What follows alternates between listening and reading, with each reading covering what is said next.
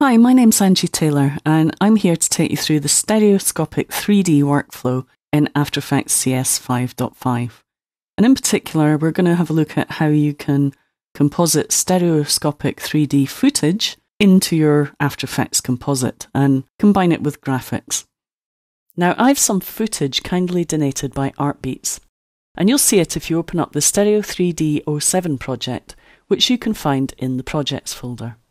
Inside there's a composition called Distance Test, which is the one we're going to start with. But you can also open 05 Stereo 3D to Stereo 3D and have a look at what we're going to create using this lovely Artbeats footage and compositing some graphics in front of it. And you can see what stereoscopic 3D footage looks like here. Kind of has this red-blue separation thing going on. If you're unsure about how it works, let me just take you back a few steps.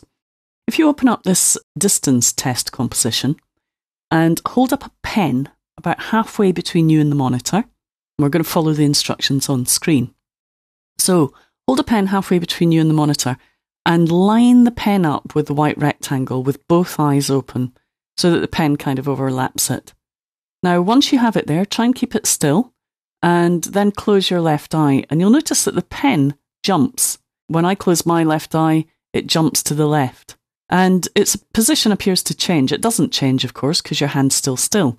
And then if you repeat the process, closing the right eye, the pen may also change a little bit to the right as well. You might notice that one eye is not so apparent as the other, the difference in position. So if you also, once you've noticed that, try it with the pen closer to you, but still overlapping the shape. And you'll notice that the difference is more pronounced the closer the pen is to you. And that's because the distance between the pen and the line on the screen is greater. If you move the pen closer to the line on the screen and open and close your left and right eyes, you'll notice that the difference isn't as great. And this is how your eyes measure distance. They measure the view from each of the eyes, and then they bring those views together. The distance between the two objects tells the brain how far the object is from you. I heard a story on someone else's tutorial about Stereo 3D who said that that's why when they reckon birds move their heads from side to side, because their eyes are on the side and they can't tell the distance of objects. So by moving their heads from side to side, they can see things from two different views and start to understand distance. So anyway, that's a basic concept.